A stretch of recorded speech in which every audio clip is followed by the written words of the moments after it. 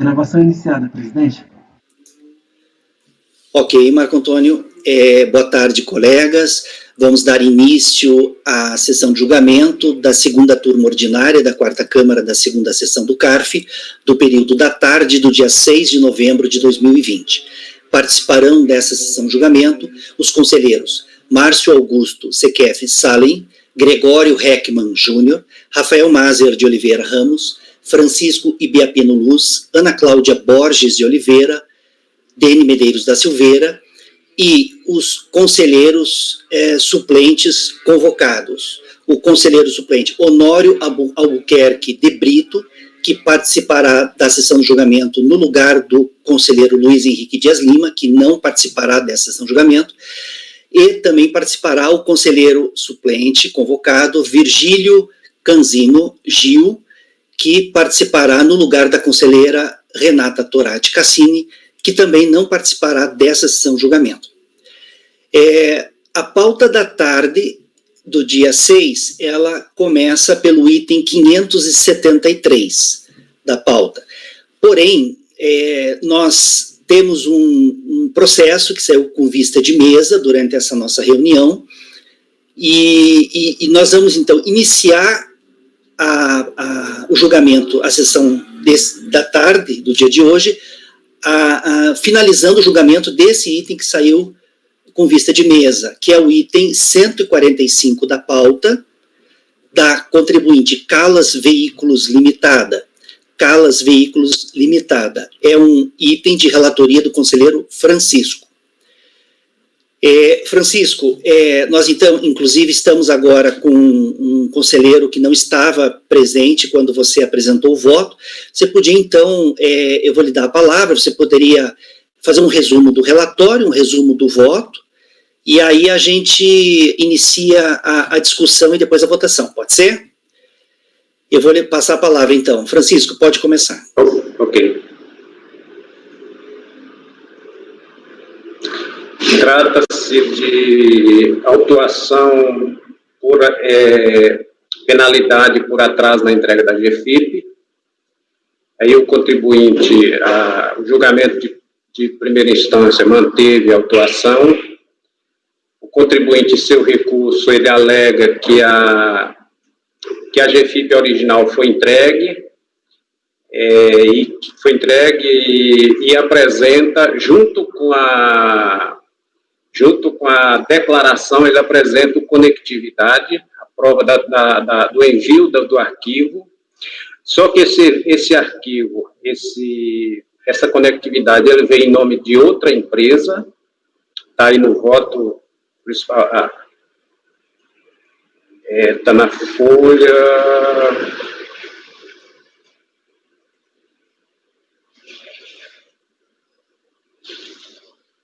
Folha 14, para o colega que não viu a leitura pela manhã, aí eu vou ler essa finalização aqui, na folha 14 da minuta aqui.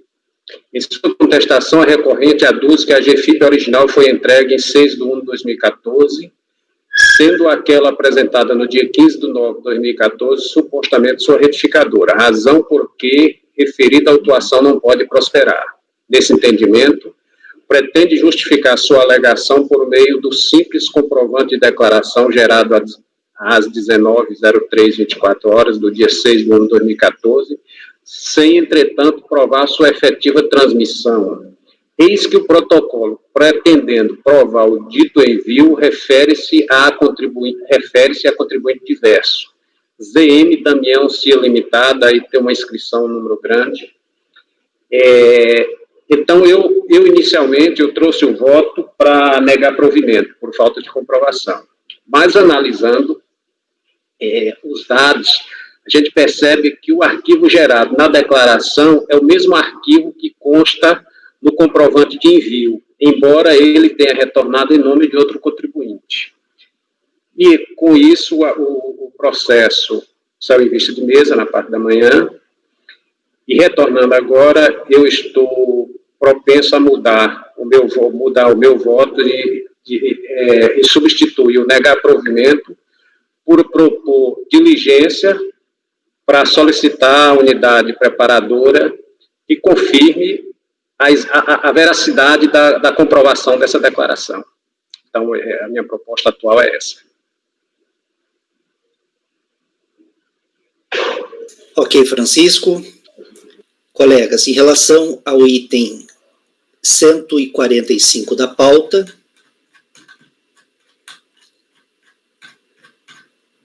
item 145 da pauta,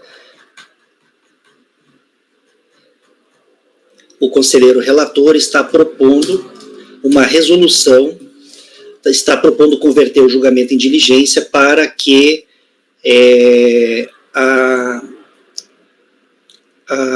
a Receita Federal, a unidade de origem da Receita Federal, confirme,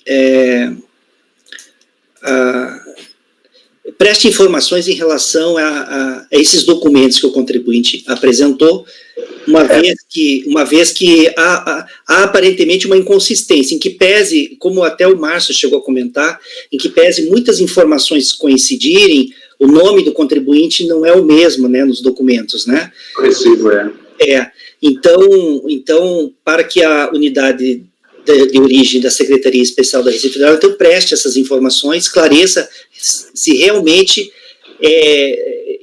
esclareça a situação desses documentos, né? Então, é uma proposta de conversão do julgamento em diligência. Colegas, alguém gostaria de comentar o processo esse processo ou comentar o voto do relator? Alguém diverge da proposta a proposta de conversão do julgamento de diligência? Não? Eu acho que nesse caso aqui é a melhor saída, né? Para termos uma informação mais consistente para julgar, né? Então, ficará assim o resultado consignado na ata. E eu vou deixar por conta do teu voto, Francisco, os termos da resolução, tá? Exatamente o que você quer na resolução. Okay. Vai ficar assim na resolução. Resolvem os membros do colégio. Esse é o item 145 da pauta da contribuinte Calas Veículos Limitada. Resolvem os membros do colegiado, por unanimidade de votos, converter o julgamento em diligência para que a unidade de origem da Secretaria Especial da Receita Federal do Brasil preste as informações solicitadas nos termos do voto que segue na resolução, consolidando o resultado da diligência de forma conclusiva e informação fiscal que deverá ser cientificada a contribuinte para que, a seu critério, apresente manifestação em 30 dias. Nesse caso aqui é importante a gente cientificar a contribuinte, né, Francisco? Para que ela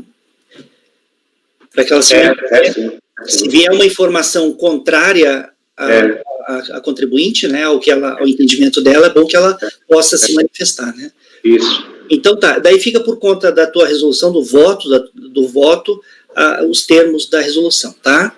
Okay. Perfeito. Colega, esse foi o item 145 da pauta, inclusive, você destacar que eu vou registrar na ata aqui, que o julgamento está sendo realizado, vou consignar aqui que o julgamento foi iniciado no dia de hoje, no período da manhã, e concluído e continuado, né, vamos dizer assim, no período da tarde, porque a conclusão vai ser só quando voltar a diligência, né? Iniciado.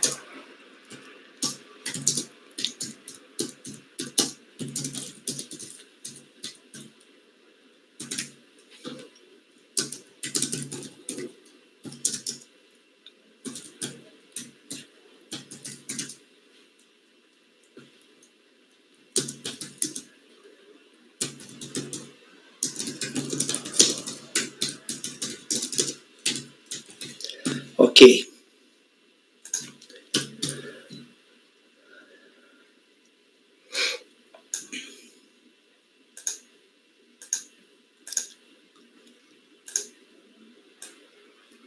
Agora nós vamos dar sequência à ordem normal da pauta da tarde do dia de hoje.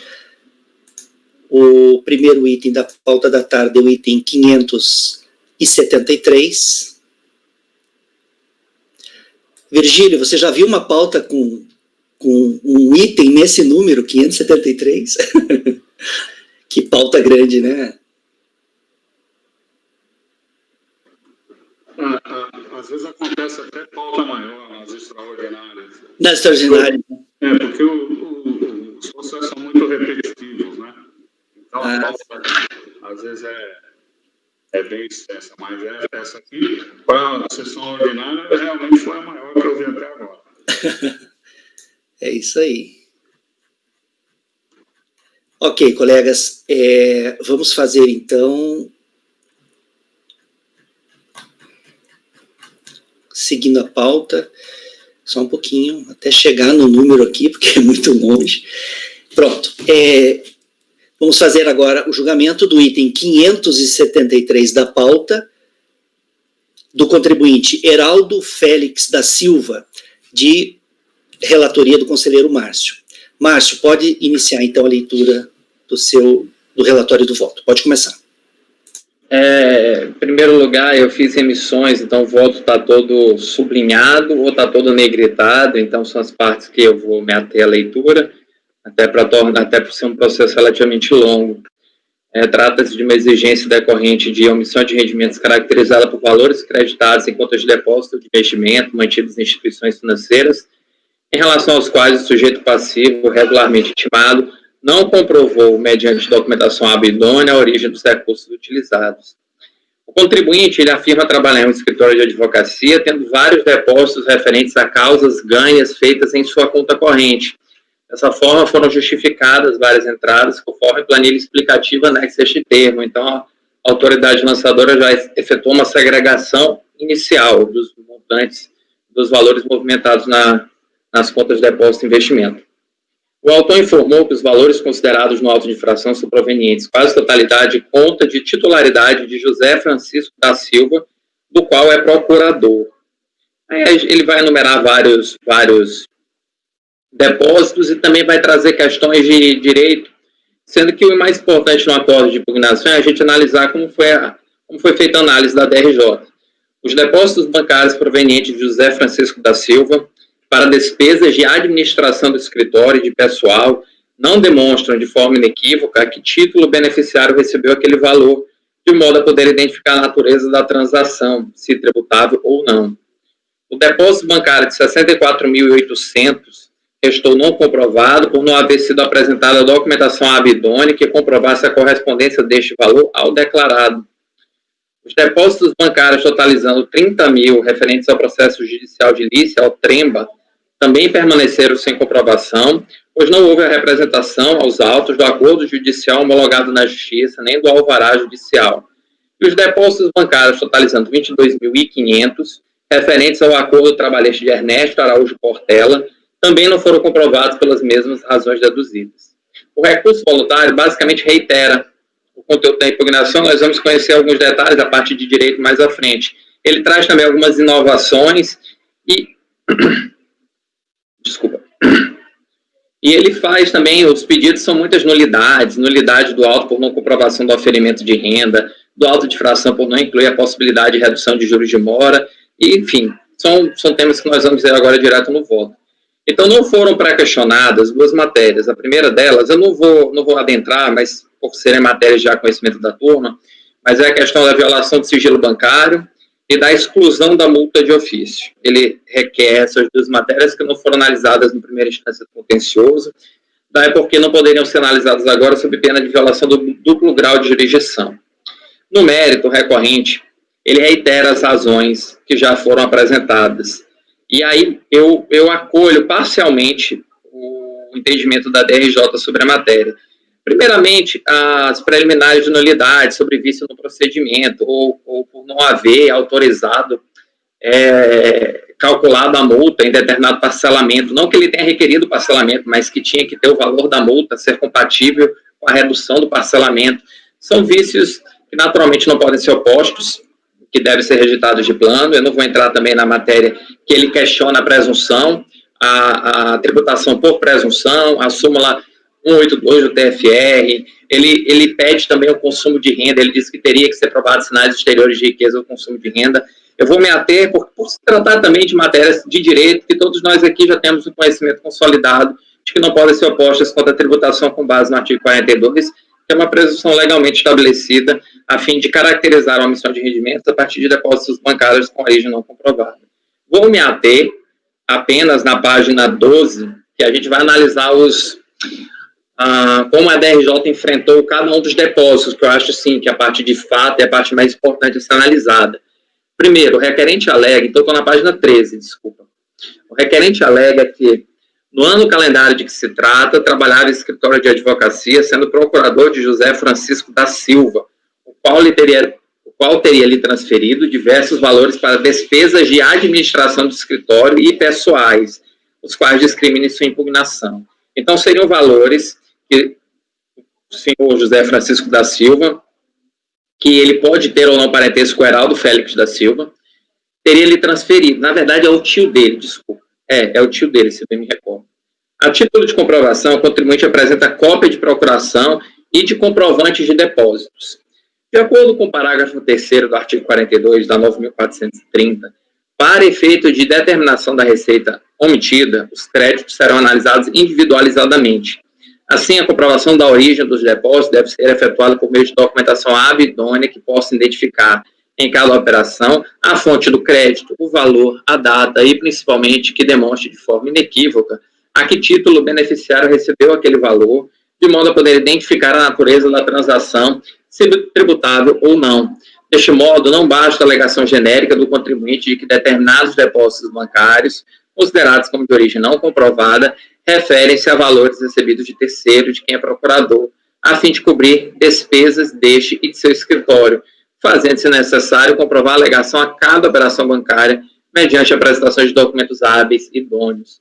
Então, nesse primeiro ponto, o contribuinte apenas apresenta a prova de que houve depósito e diz assim, olha, esses depósitos, está vendo? Pega o extrato bancário de uma outra pessoa e diz, ele depositou em mim, mas em nenhum momento, depositou para mim, mas em nenhum momento ele indica a que título foi feito tal depósito, né, porque não se considera comprovada a origem desses recursos.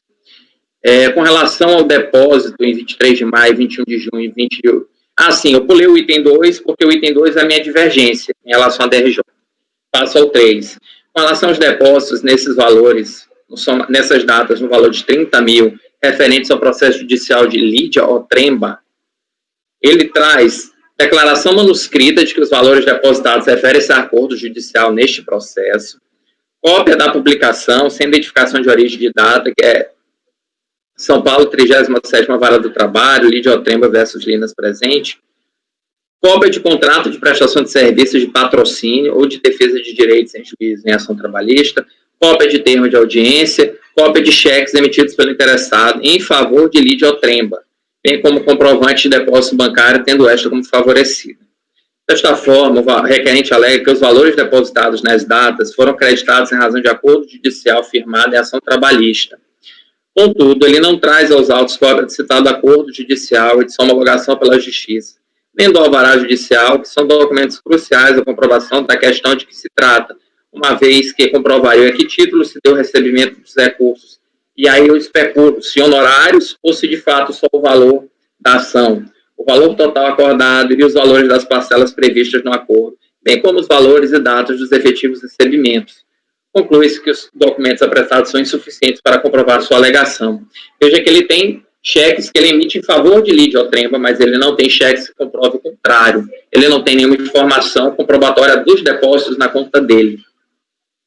E os valores dos cheques também, eles não são coincidentes. Também, em relação aos 22.500 dos depósitos nessas datas, são referentes ao pagamento de acordo trabalhista de Ernesto Araújo Portela.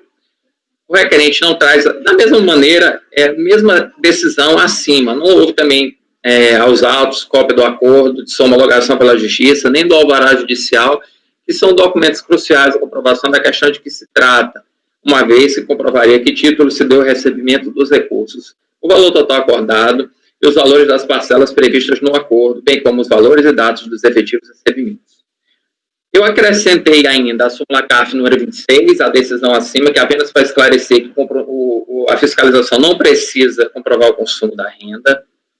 E como destacado na decisão recorrida, a comprovação de origem deve ser interpretada como a apresentação de documento hábil idôneo que possa identificar a fonte do crédito, valor, data e, principalmente, que demonstre de forma inequívoca a que título os créditos foram efetuados na conta corrente. Há necessidade de se estabelecer uma relação bionívica entre cada crédito em conta e origem. Se deseja comprovar com coincidências de data e valor, não cabendo comprovação genérica. Dessa feita, é aqui eu estou só somando o argumento de que parte dos valores refere-se à transferência de conta do senhor José Francisco da Silva, com a juntada dos comprovantes, não é documento hábil idôneo, ainda porque falta coerência ao relato do contribuinte, que, ora, justifica os depósitos dessa forma, mesmo tendo sido efetuado depósito em minha conta bancária de alguns alvarás judiciais, o pagamento do imposto de renda fora realizado em nome do doutor José Francisco da Silva, mediante correto recolhimento com a entrega do recibo para os Correios. Ora, por se tratar de vários negócios para o doutor José Francisco da Silva, movimentação de escritório, manutenção de suas propriedades, pagamento de aquisição de imóveis, entre outros, em várias ocasiões foram feitos depósitos em cheque nessa conta hora investigada, justificando assim tais movimentos.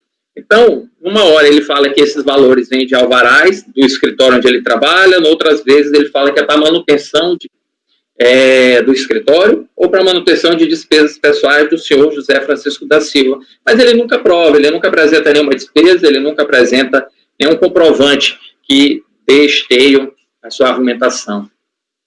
Se o contribuinte houvesse titularizado o recebimento dos alvarás na própria conta corrente, então seria o contribuinte que figuraria como depositante. Depositante é a pessoa que recebe o depósito, depositário quem efetua. Não o senhor José Francisco da Silva, seu tio, conforme DAA, folhas 10, que é quem expede, quem expede os depósitos da sua conta. Do contrário, se os depósitos fossem para quitar as avanças enumeradas, caberia ao contribuinte justificá-las, exibindo a prova de tê-las efetuado em nome de terceiro.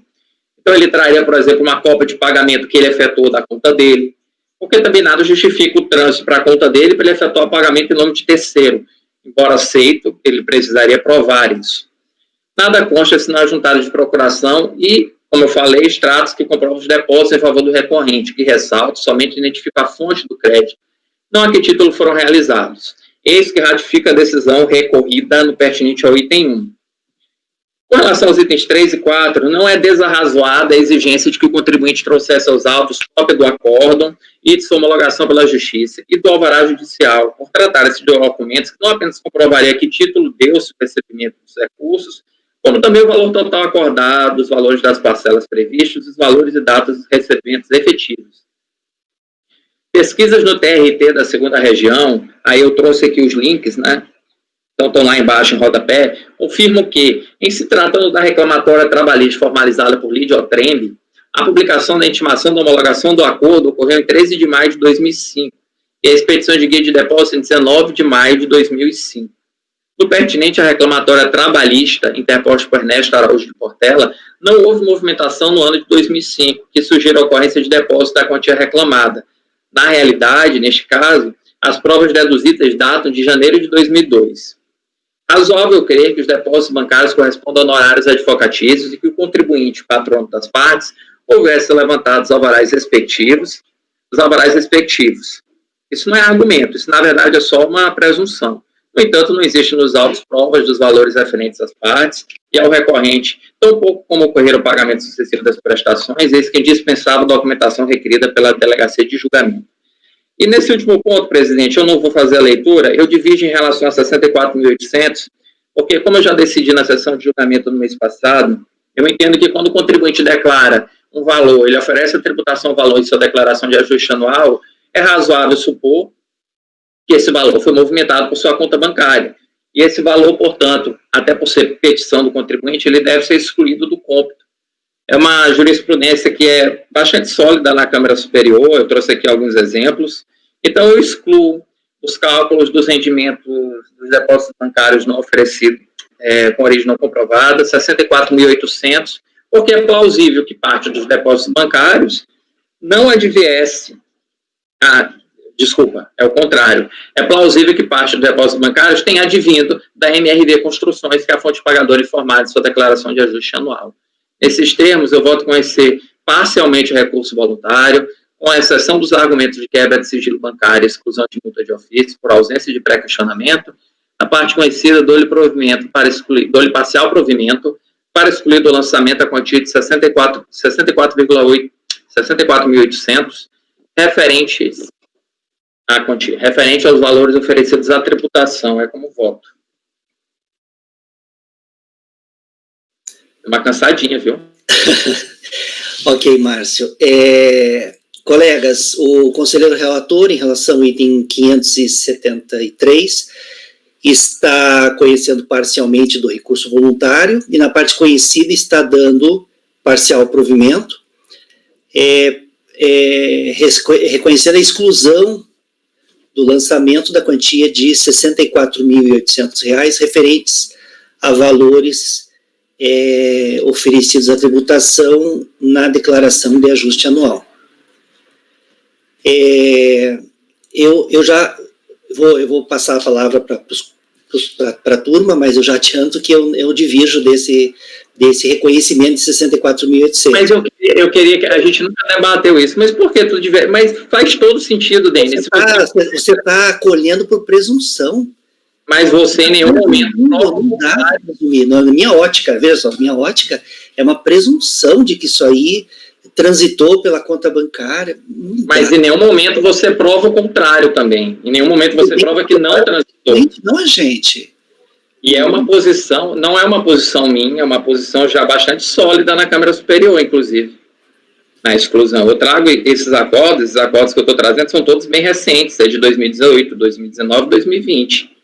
Até quando você colocou esse valor aqui, eu fui ver se o lançamento envolvia acréscimo patrimonial descoberto. Daí tem aquela discussão, né? Se o que sobrou, o que foi declarado em dinheiro na declaração do ano anterior não deve servir como origem no ano seguinte e tal. Eu até fui ver se tinha a ver, mas não é. Eu não sei. Aqui se faz um cotejo, Dani, eu acho que é um cotejo para tentar evitar a dupla tributação do mesmo rendimento diante de uma plausibilidade, diante de uma hipótese que é bastante razoável, que se ele declara valores em sua declaração de ajuste anual e oferece-os à tributação, esses valores devem ter sido provenientes também, devem ter circulado em sua conta corrente. Mas se eu vi o verbo que você usou, eles devem. Pô, mas aí é muito vago, assim, né? Assim, mas veja, é o meu entendimento, né? Cada um, né, tem a sua forma de ver. Mas, colegas, alguém gostaria mais de fazer algum comentário em relação a esse processo? Honório, pode falar. Eu gostaria de perguntar para o Márcio, porque quando você tem, você está fiscalizando,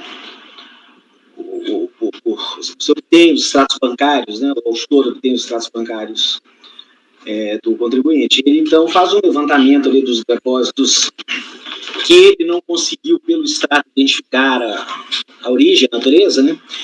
E ele intima, então, o contribuinte a explicar a origem daqueles depósitos. Aí, diante das explicações, então, você pode, alguns, ficar identificada a origem, esse aqui foi decorrente disso, né? Aí você vai, uma vez identificada a natureza e a origem do depósito, você vai verificar se ele é tributável ou não, né? Porque uma vez identificado, ele pode ser tributável, pode não ser tributável. Mas e se ele for, então, tributado, já não será mais por presunção, porque você identificou a origem e tributa, né? Aqueles que restarem não identificados, aí sim são tributados com base na presunção que a lei prevê. Então, você está atribuindo a esse valor que ele declara parte dos depósitos até esse valor que ele ofereceu tributação como sendo proveniente da empresa, é isso? Onde ele trabalha? Isso. Tá. Ele alega isso, ao ser pedida a explicação, ele relacionou quais depósitos foram em decorrência foram recebidos da empresa, é isso? Ele relaciona que isso é até antes, na impugnação ele já relaciona, eu acho que ele relaciona também no lançamento, mas com certeza na impugnação ele já relaciona que 64.800 são referente ao valor lançado na declaração de imposto de renda do fiscalizado pago pela MRV, sendo que já foi pago o imposto sobre esta quantia conforme declaração.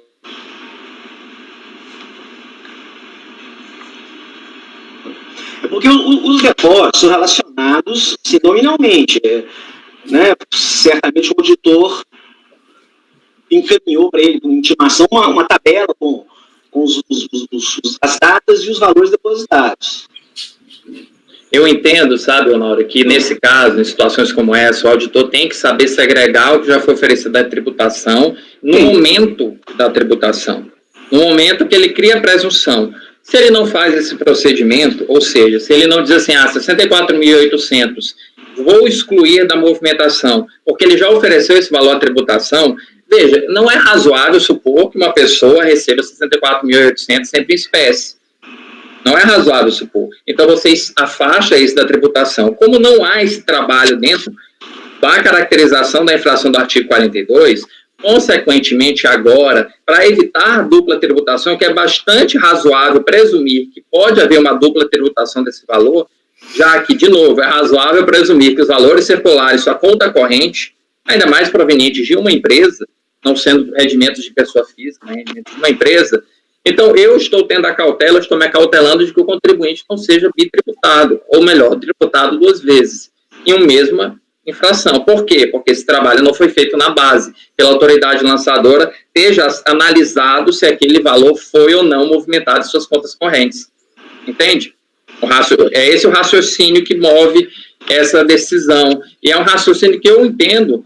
Quando eu encontrei a primeira vez esse raciocínio na Câmara Superior, eu sempre tinha pensado isso, porque eu trabalhei na fiscalização antes. Eu sempre pensava nisso. Porque é lógico, se você, por exemplo, declara na sua conta, você declara o recebimento anual de 100 mil reais, e você pega uma movimentação de 500 mil reais, é razoável supor que 400 mil reais que você vai investigar, porque 100 mil já foi oferecido à tributação. E cabe a você provar que esses 100 mil que foram oferecidos à tributação não circularam pelas contas do contribuinte. É diferente da presunção apenas de uma origem não comprovada. Aqui você tem um indício de uma origem comprovada. Você tem uma lógica que norteia esse pensamento. Não é simplesmente ao acaso. Eu não estou criando esses 64.800 ao acaso. Ele já ofereceu a tributação. Caberia o fiscal dizer assim, tá, mas esse valor não circulou nas contas dele. Se houvesse essa menção, eu naturalmente ratificaria o achado da fiscalização, porque o fiscal já tinha feito o trabalho de excluir o que ele ofereceu à tributação. Eu estou evitando, na realidade, um prejuízo ao patrimônio do contribuinte, além do que ele deve pagar, na minha opinião, na minha ótica, como eu penso. Não, é defensável esse raciocínio. Eu só estou tentando colocar o seguinte, que como esse procedimento é feito, esse procedimento de fiscalização por depósitos bancários, o auditor deve, de fato, tentar, antes de intimar o contribuinte a explicar os depósitos, com os elementos que ele já tem, ele deve tentar, atribuir ao depósito a natureza e a origem do depósito. Aqueles que ele não consegue fazer isso, ele vai e submete ao contribuinte. Aí o contribuinte vai pegar aquela relação dos depósitos e vai dizer, esse depósito aqui, ó, da data tal, foi esse aqui da empresa. Esse aqui foi dessa origem. Normalmente, uma empresa que tem um funcionário que trabalha, fichado, normalmente ela paga um valor, em uma parcela ou duas no mês, às vezes, se for um adiantamento, às vezes no meio do mês, ou ela paga com determinada data do mês, um valor que ficaria fácil de ele caracterizar. Esse valor aqui que aparece todo dia 5 é o meu salário. Eu não sei se ele fez isso na relação de depósito que foi para ele explicar. Porque o rendimento, se ele é um empregado assalariado, normalmente não vem esparso assim. Agora, é verdade, certamente ele recebeu isso normal, receber via, né, um depósito bancário. Eu vou aqui entrar mais uma presunção. Ainda acho que esse valor, ele é rendimento assalariado, isso é alguma ação que ele deve ter recebido e deve ter declarado, porque ele é um advogado, ele não trabalha em uma empresa de construção. Deve ter sido algum rendimento de alguma ação que entrou via... E aí ele declarou com o CNPJ da empresa. Eu vi aqui que a Câmara Superior realmente está sempre decidindo assim, né? E se a gente for contra, vai ser só para mudar lá em cima? Tem causa de divergência, né? Eu realmente, a gente decidiu mês passado, eu acho que só o Dene não acompanhou, me lembro, Francisco e Luiz acompanharam, mas, de novo, é um raciocínio razoável, é razoável supor justamente isso. O não razoável é supor que ele recebesse dinheiro em espécie. E aí você teria o não razoável que você precisa provar, de fato. E concretamente. Mas, eu entendo, é teu entendimento, Dene, pode... Eu respeito o teu entendimento, só queria debater mesmo. Se quiser abrir para votação de novo. Tá certo. Alguém gostaria de fazer mais algum comentário? Não. Inclusive, você, no seu voto, Márcio, você fez algo que eu sempre recomendo, né? Principalmente em questões assim mais delicadas como essa, sempre que vocês puderem citar uma decisão do próprio CARF, você citou a decisão da Câmara Superior, é excelente, né? Aí você mostra que você realmente está, que o seu entendimento também é comungado pelo CARF, pelas turmas, por algumas turmas, né? E a Ana trouxe um ponto importante, a utilidade também, né? De que adianta a gente vai decidir contra a Câmara Superior, que é um entendimento que, a meu ver, é bastante consolidado, que já são 3 anos desse entendimento, pelo menos. Eu pego sempre os mais recentes. E aí vai desfazer lá em cima de novo, né? Eu por enquanto tenho dificuldade de acompanhar esse tipo de entendimento, né, derrubar lançamento por presunção. Mas tudo bem, inclusive uma das emendas que você cita ali da Câmara Superior, eles falam justamente isso, né, por presunção. Nossa, acho muito estranho, mas tudo bem. Vamos então, alguém gostaria de fazer mais um comentário? Não, né? Eu vou fazer a coleta individual dos votos. O Márcio, então, colegas, ele está votando por conhecer parcialmente do recurso voluntário, na parte conhecida está dando parcial provimento, para excluir do lançamento o montante de R$ 64.800, que foram oferecidos à tributação na declaração de ajuste anual. Gregório, como você vota? Acompanho o relator. O relator. O Honório, como você vota? Eu acompanho o relator. O Honório já tá a semana toda com a gente, ele está votando no lugar do Luiz, eu estou mantendo a ordem, sim, das pessoas. Aí depois do Luiz seria a Renata, então será você agora, Virgílio, o próximo. Como você vota, Virgílio? Eu vou pedir dele, eu vou acompanhar. Vai acompanhar o relator? Sim. Ok. Rafael, como você vota? Eu acompanho o relator, presidente. O relator. Francisco, como você vota? Acompanho o relator. Ana, como você vota? Vou acompanhar o relator e deixar o 7-1 para você, Dê. Tá jóia. Então tá, colegas. Ficará assim o resultado desse julgamento. Julgamento do item 573 do contribuinte Heraldo Félix da Silva. Ficará assim o resultado. Acordam os membros do colegiado, por maioria de votos, em conhecer parcialmente do recurso voluntário, não se conhecendo da alegação de quebra de sigilo bancário e da alegação referente à exclusão da multa de ofício, uma vez que tais alegações não foram pré-questionadas em sede de impugnação. E, na parte conhecida do recurso,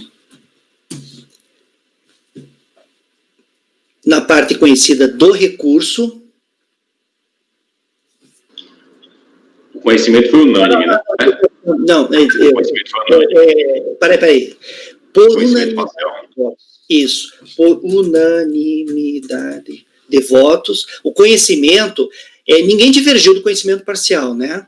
Então, o conhecimento, na verdade, foi por unanimidade, e é só na parte conhecida que foi por maioria.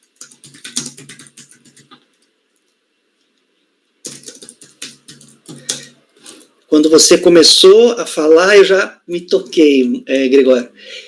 Colegas, então é o contrário, é o seguinte, o conhecimento foi por unanimidade, é só a questão dos 64.800 que foi por maioria. Então, a decisão em relação ao item 573 da pauta do contribuinte Heraldo Félix da Silva ficará assim: acordam os membros do colegiado, por unanimidade de votos, em conhecer parcialmente do recurso voluntário, não se conhecendo da alegação de quebra de sigilo bancário e da alegação referente à exclusão da multa de ofício, uma vez que tais alegações não foram pré-questionadas em sede de impugnação, e, na parte conhecida do recurso, por maioria de votos, dar-lhe provimento parcial, excluindo-se do lançamento a quantia de R$ 64.800, referente aos valores oferecidos à tributação na declaração de ajuste anual, nos termos do voto do relator. Tá? Coloquei assim, nos termos, voto do relator. Ponto.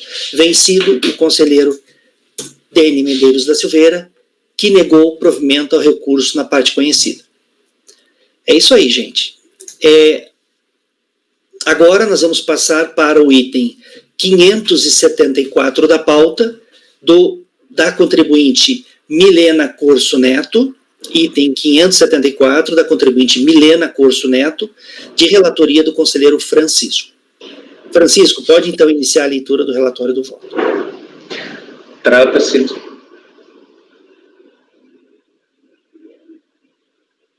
conferir se o microfone estava aberto. Trata-se de recurso voluntário interposto contra a decisão de primeira instância que julgou improcedente a contestação apresentada pela contribuinte com o fim de extinguir crédito tributário decorrente de omissão de receita referente ao exercício 2006. Foi constituído crédito no valor de R$ 61.430, eis que constatada a infração acréscimo patrimonial descoberto, resultante de omissão de rendimento decorrente de sinais exteriores de riqueza, assim considerados os gastos incompatíveis com a renda disponível da contribuinte. Aí eu vou direto ao recurso. A decisão de primeira instância entendeu procedente o lançamento. A contribuinte recorre, alegando em síntese, que ela traz de relevante para a discussão. Requer o recebimento do presente recurso voluntário, independentemente do depósito recursal ou arrolamento. Manifesta que as alegações contidas na impugnação não foram examinadas com a profundidade devida, já que o acórdão de primeiro grau simplesmente alegou que a imposição tributária foi feita de acordo com a lei. Houve descumprimento de preceito constitucional em face de violação ao direito de privacidade. A multa aplicada tem caráter confiscatório. A taxa Selic foi aplicada indevidamente. Pede subsidiariamente a redução da penalidade aplicada e transcreve jurisprudência perfilhada à sua pretensão. O recurso preenche os requisitos de admissibilidade de direito ao conhecimento.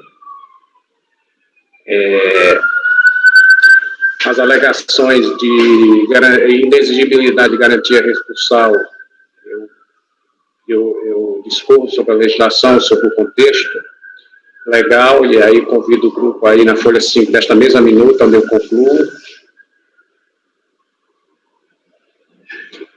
Ante o exposto, não mais há de se cogitar da exigência de prévia garantia recursal como pressuposto de admissibilidade do recurso voluntário que pretenda discutir crédito tributário de qualquer origem.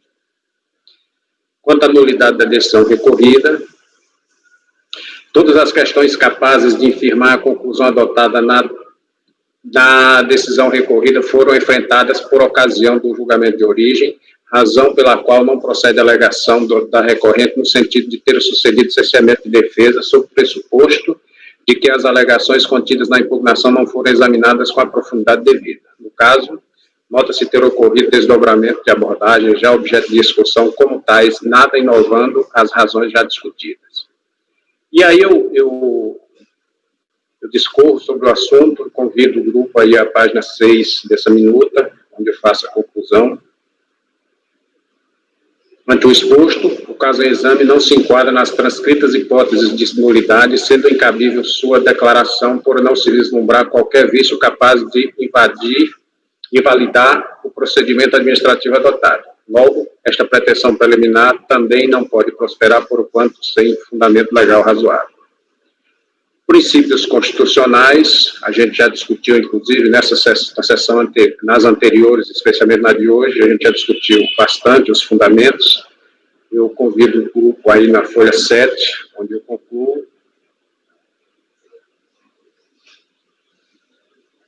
Trago aqui o enunciado de súmula CARF. O CARF não é competente para se pronunciar sobre o assunto, e do exposto procede a argumentação da recorrente por quanto sem fundamento legal razoável. No mérito, quanto a multas de ofício de juros de moras aplicáveis, igualmente às situações anteriores, eu trago uma discussão sobre a legislação aplicável. Convido o grupo aí à folha 8 desta minuta, onde eu trago as súmulas que tratam do assunto, e fecho o entendimento. Como visto, reportada a matriz legal impede que a aplicação de tais acréscimos seja submetida à discricionariedade das autoridades tributárias, cujas atividades são vinculadas nos termos do artigo 142, parágrafo único, 140 do CTN, dos termos do CTN, artigo 142, parágrafo único. Por conseguinte, o procedimento fiscal que ensejar lançamento de ofício apurando imposto a pagar obrigatoriamente implicará na combinação de mencionados acréscimos legais nos exatos termos da legislação. Logo, esta autoridade fiscal aplicar a citada penalidade no exato percentual legalmente previsto. E aí eu transcrevo 142 e finalizo. Do exposto, procede a argumentação do recorrente por quanto sem fundamentação legal. E aí eu aproveito aqui do que nos faculta o artigo 57 do anexo 2 do RICAF, sobre outras alegações.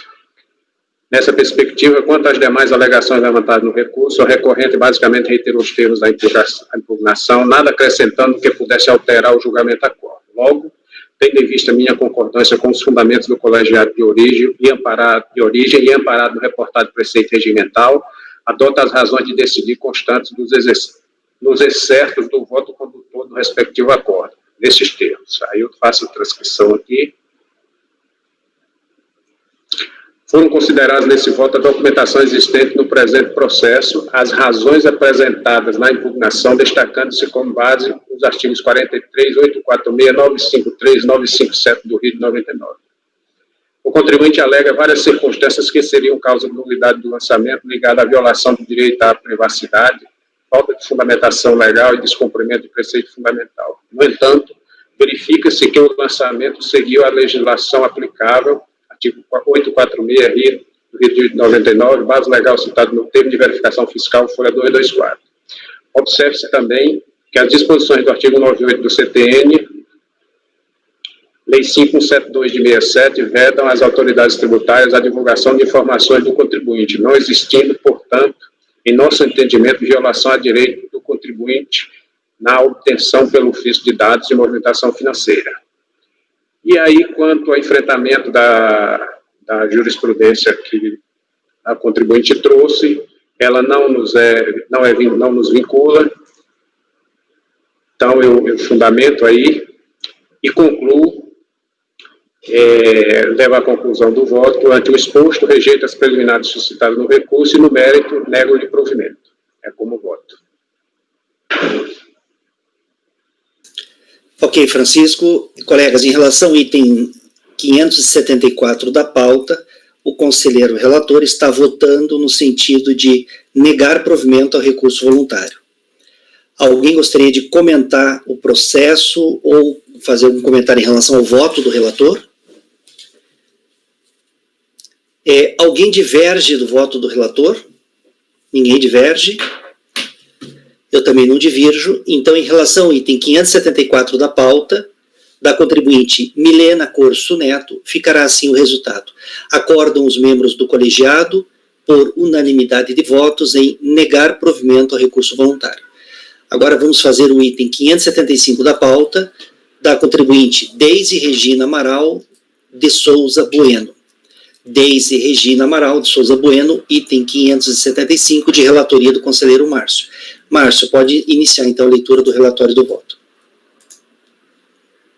Esse aqui é um caso de glosa de despesas, né? É um processo relativamente curto, tem 7 páginas.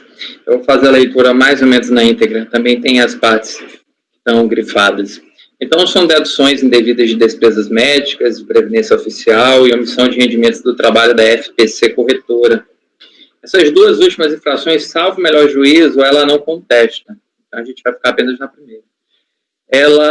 A contribuinte fala, na impugnação, que não obstante ter apresentado os comprovantes das despesas médicas, teriam sido glosadas por supostamente terem sido aumentadas a cada ano e por faltarem as radiografias.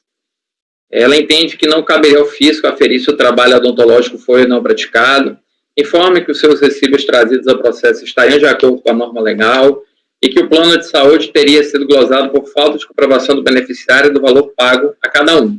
A autoridade julgadora explica que não houve a glosa das despesas médicas pela mera ausência de radiografias ou pelo aumento anual das despesas, mas pelo beneficiário do plano de saúde Unimed, o senhor Antônio Amaral, não ser dependente da contribuinte, por ter sido a Caixa Econômica Federal responsável pelo pagamento da Ótima Serviços Ortopédicos, Orlando Ferreira Costa e Edson Maturino da Costa, e pela ausência de recibo de José Milton Correia, pela ausência de comprovação das despesas em nome do profissional Daniel Gildel, tendo sido apresentados apenas orçamentos e radiografias que não identificam o beneficiário do tratamento, pela ausência de comprovação das despesas com Souza e Reis Serviços Médicos e pela indedutibilidade de gastos com vacina. Ela apenas reitera as razões do recurso voluntário, daí porque o vale do parágrafo 3º do artigo 57 do RICAF. Então, como eu falei no início do voto, ela realmente não deduz nenhum óbice contra omissão de rendimentos e dedução indevida de previdência oficial. E aí a gente rola mais à frente na parte sublinhada, porque no restante é toda a instrumentabilidade, a instrumentação da norma que autoriza a dedução de despesas. O fato é que os valores foram glosados, estão na página 5, entre outros motivos, pela inexistência de comprovação por gasto com o dependente e por falta do efetivo pagamento, como pode ser observado na descrição do lançamento. Cabe destacar que a fiscalização não precisa entender de odontologia para que possa aceitar ou não o documento. Ocorre que a legislação tributária determina quais despesas podem ser acatadas como dedução da base de cálculo, sendo exclusiva a responsabilidade da autoridade tributária analisar os meios de prova para concluir se são válidos e estão em conformidade com a legislação tributária. É pertinente elucidar que a fiscalização agiu corretamente ao glosar o plano de saúde com a Unimed, pois o titular e beneficiário foi o senhor Antônio Amaral, que não era dependente da contribuinte. Aí eu deduzo as páginas, eu não, né, no caso, o acórdão recorrido. Também acerta ao glosar essas 3 despesas, são até valores bem baixos, porque foram pagos pelo plano de saúde da Caixa, tendo sido apenas R$ 13,66 que foi arcado pelo contribuinte. Também glosou esses 2 serviços, um por não possuir recibo, e as notas fiscais no valor de R$ 280 estarem em nome de não dependente, Antônio T. Amaral, que já foi mencionado. Salienta que a fiscalização glosou dos anos calendários de 2006 a 2009 as despesas em nome do profissional, Daniel Gildel, tendo em vista que apenas foram apresentados orçamentos e radiografias que não identificam o beneficiário do tratamento. No caso em questão, e foi apenas nesse caso específico, exigiu-se a comprovação do efetivo pagamento. Porém, a contribuinte informou que os gastos foram feitos em dinheiro, não tendo sido anexado ao processo qualquer elemento de prova que pudesse justificar o efetivo pagamento daquelas despesas. Dessa forma, cabe manter a glosa praticada pela fiscalização. Para o ano calendário de 2006, ela deduziu despesas com Souza e Reis Serviços, no valor de 750, cujo comprovante não foi acostado ao processo. No ano calendário de 2008, abateu 1.150 e 85 com o mesmo beneficiário. Contudo, não há como aceitar o comprovante, pois vacina não pode ser deduzida e por faltar a identificação de quem efetuou o pagamento e do beneficiário. E frisa que, em relação ao calendário de 2009, considerou comprovada a despesa de 460 em relação a Isabel Pérez, glosando 230 não comprovado. A despesa de R$100 em nome de José Milton não possui comprovante e o gasto de 80 da multimagem pertence ao ano de 2010. Aqui, já nas minhas palavras, eu lembro que o artigo 11, parágrafo 3º do Decreto-Lei 5844, ele estabelece a possibilidade das deduções estarem sujeitas à comprovação a juízo da autoridade lançadora, a depender do caso concreto, e no caso das despesas que o Daniel Gildel for exigida a comprovação do efetivo pagamento diante do caso, diante do cenário apresentado. E, em contrapartida, eu não concordo com o acórdão recorrido no sentido de que seria necessário identificar o paciente, porque a gente parte do fundamento que quem efetiva o pagamento, em regra, é o paciente do tratamento, até faltando prova ao contrário.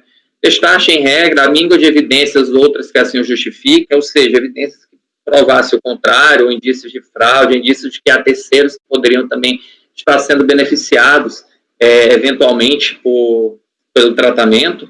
O nome constante como responsável pelo pagamento deve ser aceito e presumido como sendo do beneficiário a que se refere o recibo, até em respeito ao princípio da boa-fé. Entretanto, não houve apresentação da efetiva prestação de serviço, efetiva prestação de pagamento.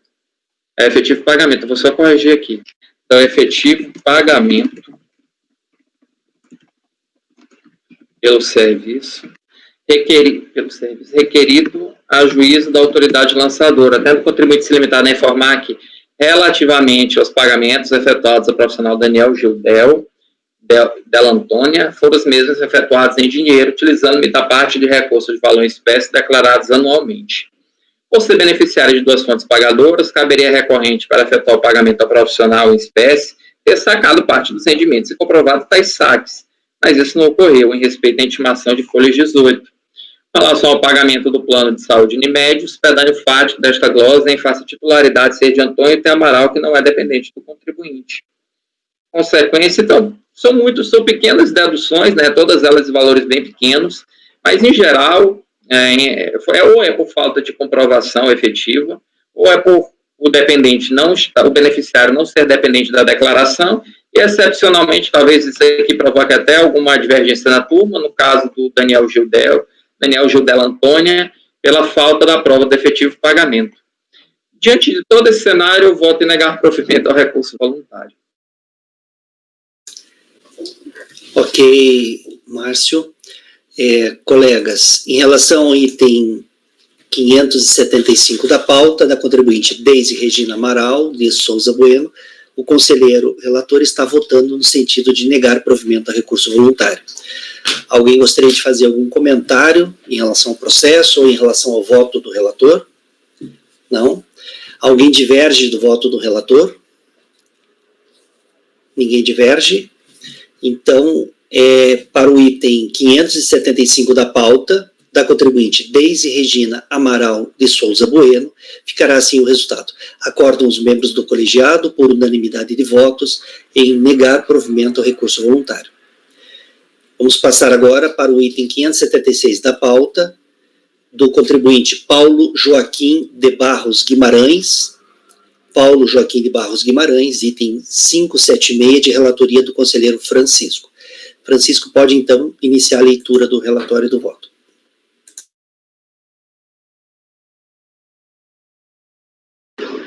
Ok.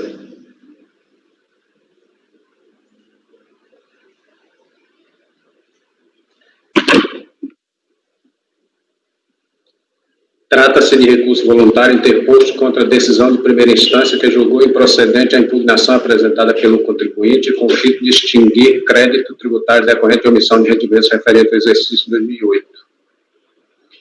Lançamento. Foi constituído crédito tributário no valor de R$ 449.027,33, eis que constatadas as seguintes infrações: omissão de rendimento de trabalho sem vínculo empregatício recebidos de pessoas físicas decorrentes de honorários advocatícios, falta de recolhimento do imposto devido a título de carnê-leão incidente sobre os rendimentos supostamente omitidos.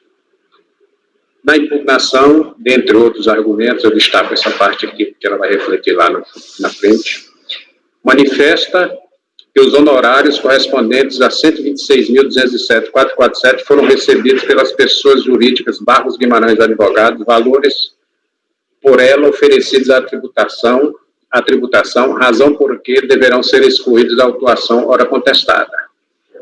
Aí ele traz outras alegações da impugnação. O órgão julgador de origem considera procedente a autuação. Aí no recurso ele traz os seguintes argumentos, o contribuinte traz os seguintes argumentos. Inicialmente, insurge-se contra o suposto equívoco na ementa da decisão de origem, o que demanda sua reforma, já que os honorários correspondentes a 126.207,47 recebidos pela pessoa jurídica Barros Guimarães Advogados foram regularmente impugnados e oferecidos à tributação, conforme notas fiscais e guias de recolhimento ora anexados, documento 3 a 19, especialmente os de número 7, 8, 10, 11, 13, 14 e 16 a 19. Aduz que as notas fiscais apresentadas não poderiam ter sido desconsideradas somente por falta de carimbo de recebemos e canhoto não assinados, pois eventuais dúvidas suscitadas seriam esclarecidas pela referida pessoa jurídica e suas fontes pagadoras, caso tivessem sido diligenciadas. 3. Acrescenta que nota fiscal emitida da mesma maneira e pela mesma empresa foi admitida como legítima e válida quanto ao senhor Paulino Menelau Cavalcante, e não para os outros 5 clientes, senhores e senhoras, Ana Pedro Espólio de Dilson, Joaquim e Menia. Discorrendo acerca das penalidades incidentes na autuação, salienta que a aplicação concomitante da multa de ofício prevista no artigo 9.430, prevista na Lei 9.430 de 96, artigo 44, inciso 1, já recolhida, com a multa exigida isoladamente consignada no inciso 2, alinhado, o reportado artigo caracteriza esse confisco, pois implicaria dupla penalidade incidente sobre o mesmo fato jurídico. E aí ele traz jurisprudência perfilhada à sua pretensão. O recurso é tempestivo e preenche os demais requisitos de admissibilidade.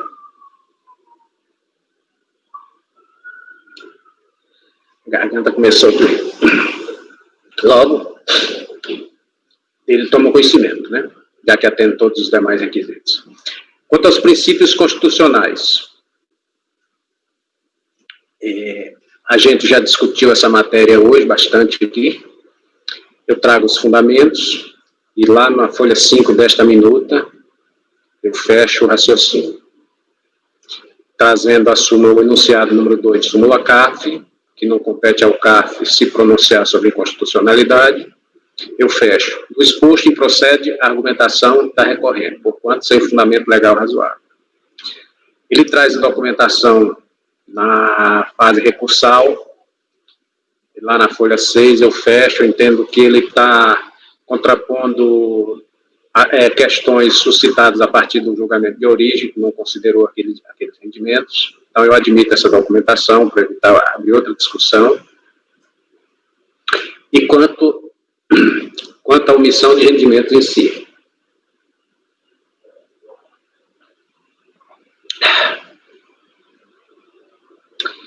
Relativamente ao presente assunto, inicialmente vale transcrever certo do acordo recorrido, como também do recurso voluntário, os quais contextualizam a controvérsia aqui enfrentada nesses termos. Está dando para ouvir assim nesse tom? Está dando para ouvir bem nesse tom? Eu estou ouvindo bem. Ok, Chico, pode continuar. Porque a garganta começou a doer aqui, eu tenho que baixar o nível aqui da...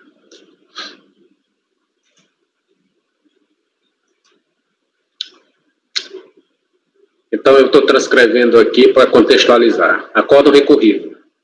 Do total dos honorários apurados no processo judicial aforado contra o município de Recife, o contribuinte alega que o valor de R$ 126.192,48, abaixo relacionado e diminuído de despesas bancárias, foi recebido pelo escritório Barros Guimarães Advogados Associados, do qual participara em sociedade, requerendo que este total seja excluído do lançamento porque não se constituiu em rendimento por ele auferido, aplicando-se àquele rendimento o mesmo entendimento adotado pela autoridade lançadora para excluir do lançamento o valor dos honorários pagos por Paulino Menelau Cavalcante. Aí eu transcrevo aqui o quadro, onde ele relaciona o autor Ana Lúcia, o valor, comprovantes juntados, aí ele relaciona todos eles aqui. Não obstante o contribuinte ter juntado aos autos cópias de notas fiscais emitidas pela empresa Barros Guimarães Associados Advogados para comprovar que foi ela que efetivamente recebeu os honorários nos valores já apontados e que referidos valores não se constituíram em rendimentos por ele autuados, rendimento por ele autuado, auferidos, ele autuado, rendimentos auferidos. Tais documentos, por si sós, não servem para fazer a prova pretendida pelo contribuinte. Aí, no recurso, eu estou comparando os textos.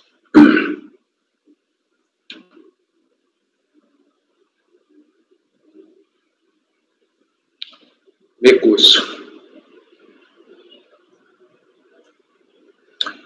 A perdurar o errôneo entendimento, Permissa Vênia, da nona turma da EJ Belo Horizonte, tece a hipótese de bitributação.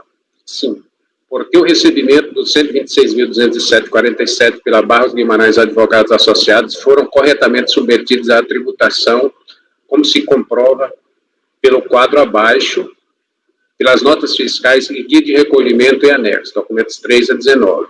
Aí ele traz aqui, ele discrimina os valores dos documentos, as notas, contextualiza todos eles aqui.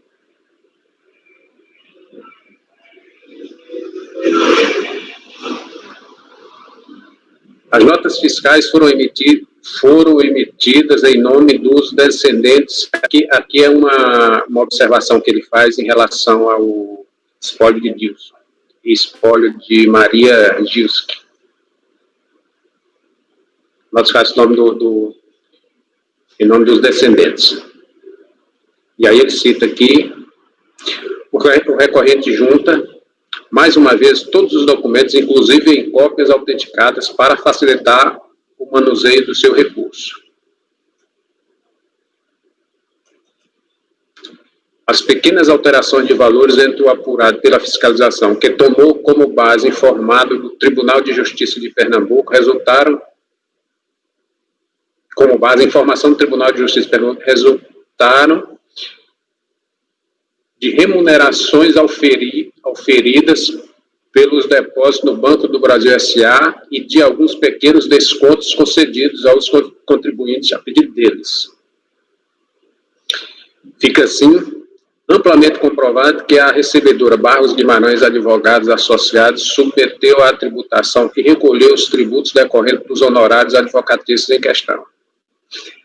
Desta feita, junta cópias autenticadas dos extratos bancários da conta corrente número, aí ele cita a conta, da agência 1247 do Banco Itaú, mantida pela Barros Guimarães Associados, onde se comprovam os depósitos efetuados pelas 6 fontes pagadoras, a saber, Paulino Menelau Cavalcante, Ana Lúcia Itaminondas de Barros, espólio de Dilson Mota Neves, espólio de Menia Gisque Zaicaner e Pedro de Albuquerque Monteiro Filho.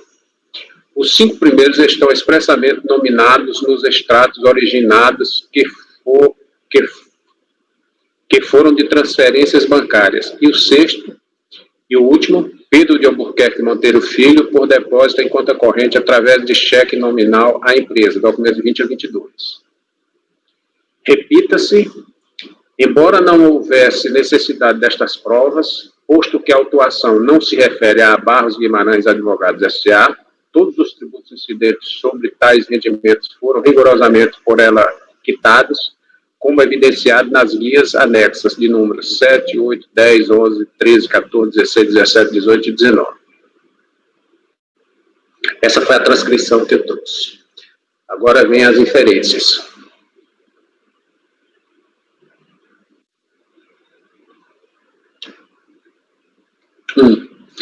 Espólio ante o exposto, as notas fiscais apresentadas, assim como os créditos registrados nos extratos bancários, provam que a quantia de 121.669,62 foi recebida pela pessoa jurídica Barros Guimarães Advogados Associados e não pelo recorrente, nesses termos. Espólio de Joaquim José Solon de Azevedo, José Roberto Gonçalves de Azevedo, 24.339,94, processo digital, folhas 344 e 376.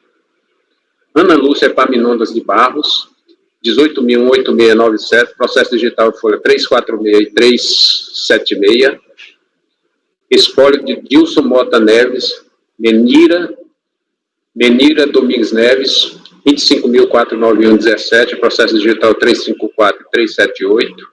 Espólio de Menia Ginski Zaicanera, Germana Zaicanera, 19.651,54, processo digital folha 366 e 378. Pedro de Albuquerque Montenegro, filho, 34.000, processo digital tal. Aí, processo digital, folhas 376. Aqui a contribuinte disponibilizou o extrato da conta corrente da empresa. Esses valores estão depositados aqui, tem a comprovante aqui. Aqui tem os dados e aqui os valores. Aí o que está nas outras folhas 378 e folhas 330.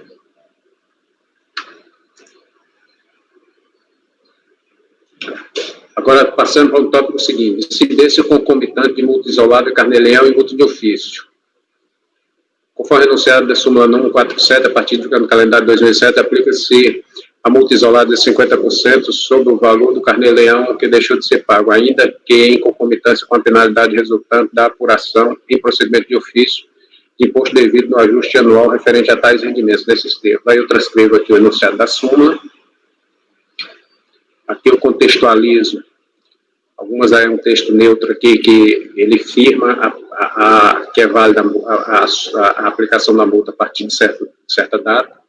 Por conseguinte, procede suposta alegação de que referidas penalidades incidem sobre iguais fatos tributários, eis que a multa de ofício penaliza a falta de recolhimento do tributo correspondente a todo ano calendário, o qual é apurado no ajuste anual. Já a multa isolada, carnê-leão, reprime a ausência de antecipação mensal do imposto, na medida em que os rendimentos são oferidos, independentemente de ser apurado ou não o imposto a pagar por ocasião do ajuste anual. Logo, tratam-se de distintos fatos e bens jurídicos tutelados. Aí aqui eu vou discorrendo sobre a multa aplicada, sobre as multas. A gente já discutiu esse tema.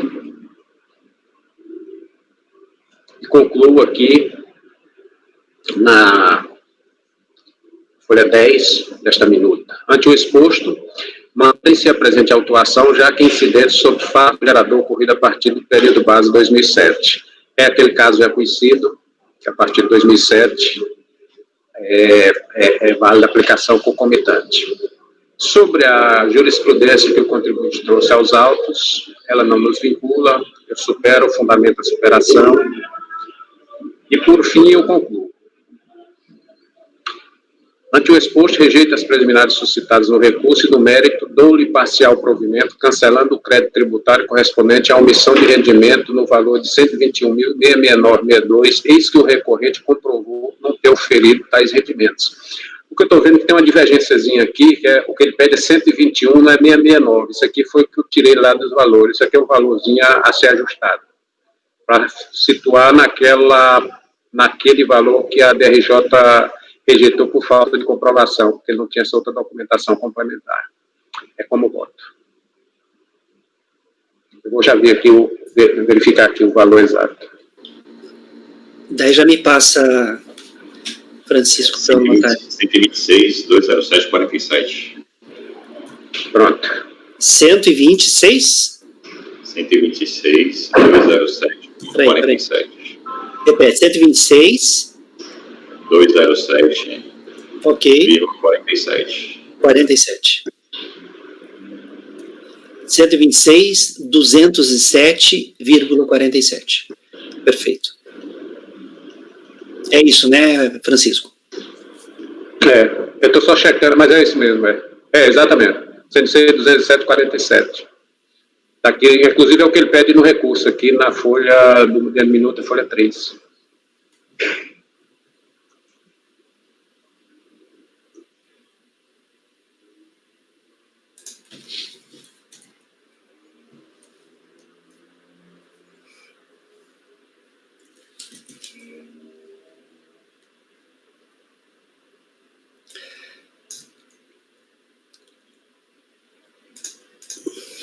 Colegas, em relação ao item 576 da pauta, o conselheiro relator está votando no sentido de dar provimento parcial ao recurso voluntário, cancelando o montante correspondente da omissão de rendimentos, o montante correspondente a R$ 126.207,47, uma vez que,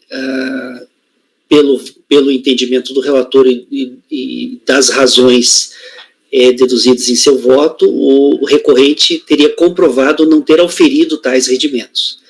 Alguém gostaria de comentar esse processo ou o voto do relator? Ninguém? Alguém diverge do voto do relator? Alguém gostaria de divergir por algum motivo? Não? Ninguém diverge? Eu vou acompanhar você, Francisco. Colegas, em relação ao item 576 da pauta do contribuinte Paulo Joaquim de Barros Guimarães, ficará assim o resultado. Acordam os membros do colegiado, por unanimidade de votos, em dar provimento parcial ao recurso voluntário, cancelando-se o crédito tributário correspondente à omissão de rendimentos no valor.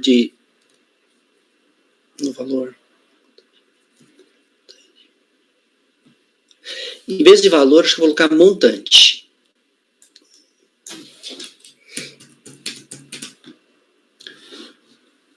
No montante, vocês sabem que eu tenho uma certa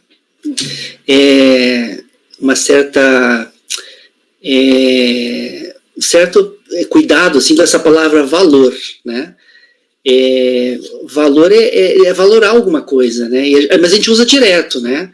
Eu recebi o valor de... Não, você recebeu uma quantia, né? Não o valor. O valor é... Bem, mas deixa para lá, não vamos entrar nessa discussão.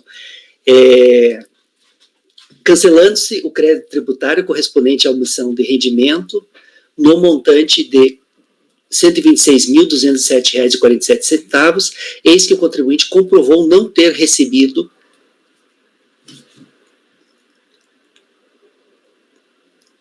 omissão de tais rendimentos. Aí pode colocar igual está no voto. Eis que o recorrente comprovou não ter oferido tais rendimentos.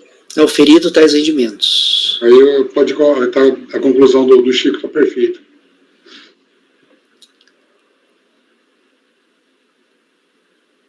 Não, eu vou colocar no singular, então. Não ter oferido tal rendimento. Você colocou o montante, né? Tal rendimento. Então, cancelando-se o crédito tributário correspondente. Então, ficará assim o resultado, colegas. Acordam os membros do colegiado, por unanimidade de votos, em dar provimento parcial ao recurso voluntário, cancelando-se o crédito tributário correspondente à omissão de rendimento no montante de R$ 126.207,47, eis que o recorrente comprovou não ter auferido tal rendimento. Acho que ficou legal agora. Penso que ficou legal. Colegas, dá tempo para mais um, antes do intervalo? Deni, o seguinte, o próximo seria o meu, 577. Tem uma observação na pauta, o seguinte. Retirado. Então, pela PGFN para a inclusão na pauta presencial. Isso, esse aqui não será julgado. Não, né? Não. Esse aqui Agora não seria o 579 do Francisco. Tá? Colegas, o item 577, como bem alertou ali o Rafael, do contribuinte Sérgio Toledo de Albuquerque, não será julgado porque foi retirado de pauta por solicitação da PGFN para inclusão em pauta presencial, tá? O próximo item seria do conselheiro Luiz, mas o Luiz está ausente, então esse item será retirado de pauta, seria o item 578, do contribuinte Luiz Emílio Duarte de Omena. O próximo item agora é do conselheiro Francisco.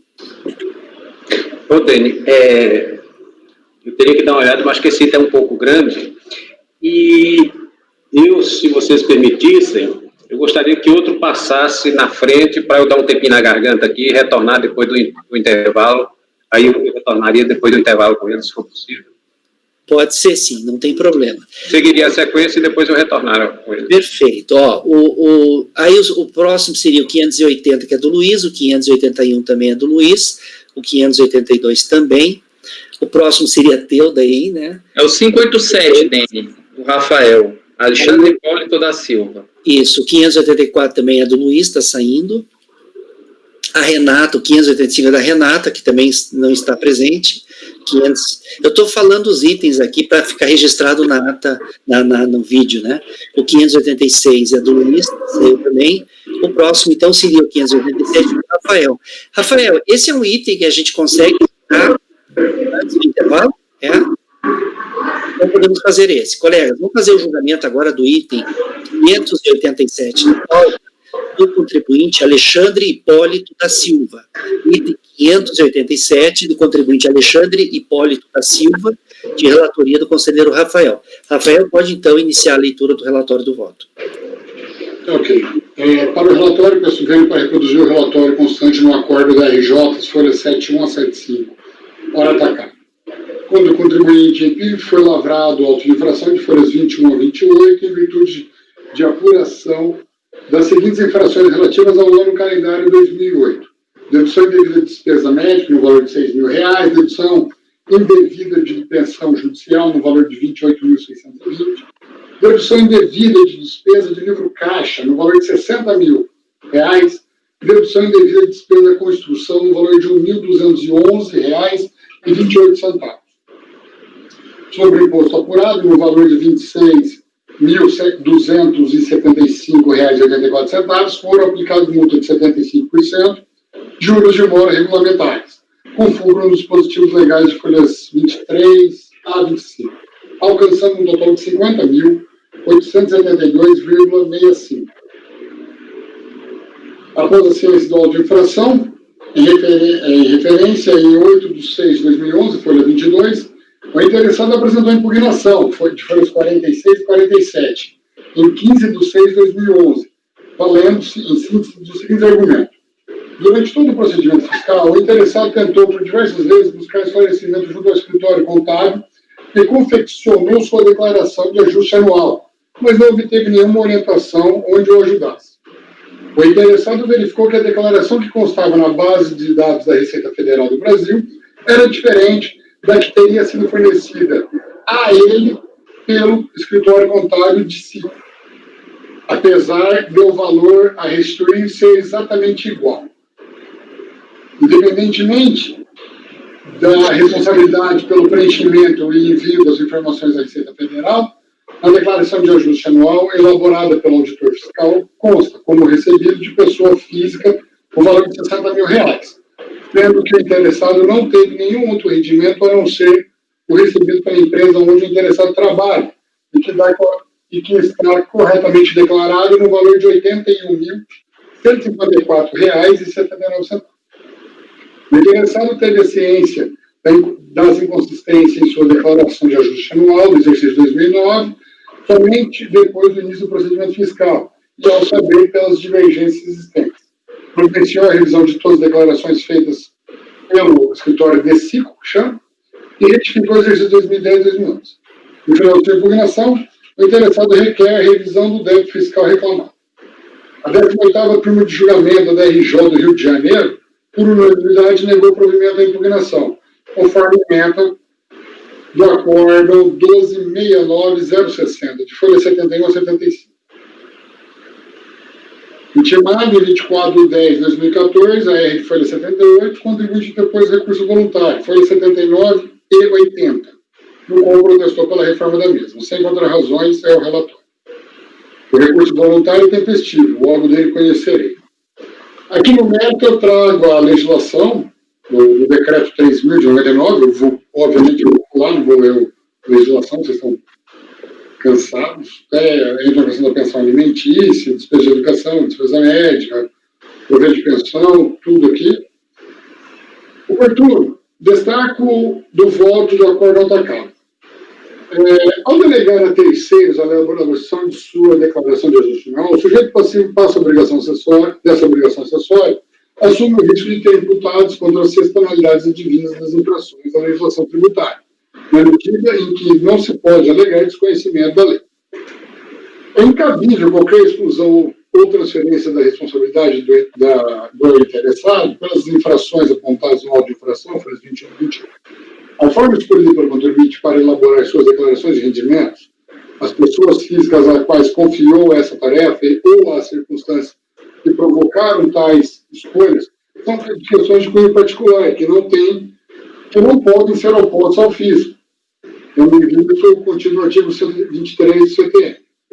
Assim, o sujeito passivo da obrigação tributária, vale repisar, permanece sendo contribuinte, e sobre ele recairão todas as consequências tributárias das deduções indevidas incluídos em suas declarações de ajuste anual.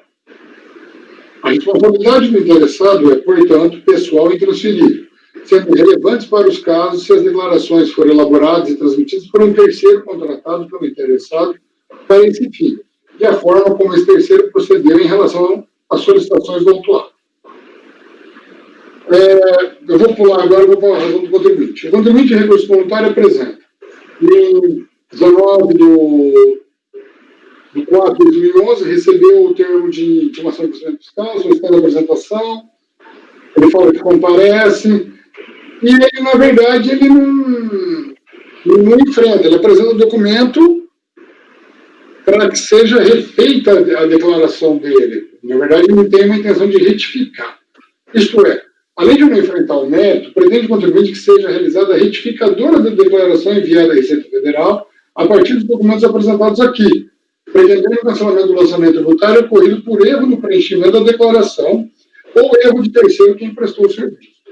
Assim, não vejo amparo legal e nem fundamento jurídico para tal finalidade. Além do que, como constou no voto do acordo da DRJ, deveria o contribuinte solicitar a revisão de ofício em sua declaração de ajuste anual à Delegacia da Receita Federal do Brasil, que jurisdiciona sobre o homicídio tributário. Faça esforço, voto no sentido de negar provimento ao recurso voluntário. É como eu voto. Ok, Rafael. Colegas, o conselheiro relator, em relação ao item 587 da pauta, está votando no sentido de negar provimento ao recurso voluntário. Alguém gostaria de comentar o voto do relator ou comentar o processo? Não? Eu escutei um suspiro. Não, ninguém.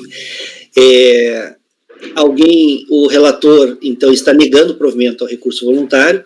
Alguém diverge do voto do relator? Ninguém diverge do voto do relator. Eu também não divirjo. Então, em relação ao item 587 da pauta, do contribuinte Alexandre Hipólito da Silva, ficará assim o resultado. Acordam os membros do colegiado, por unanimidade de votos, em negar provimento ao recurso voluntário. Okay? Esse foi o item 587. Agora, acho que nós vamos fazer um intervalo, né? Já está praticamente no horário já. Viu, Virgílio? A gente costuma fazer um intervalo às 4 horas, de uns 15 minutos. Então, a gente vai encerrar agora a gravação e daqui 15 minutos a gente retorna, tá bom? Rafael, Francisco e Marco Antônio podem interromper a gravação.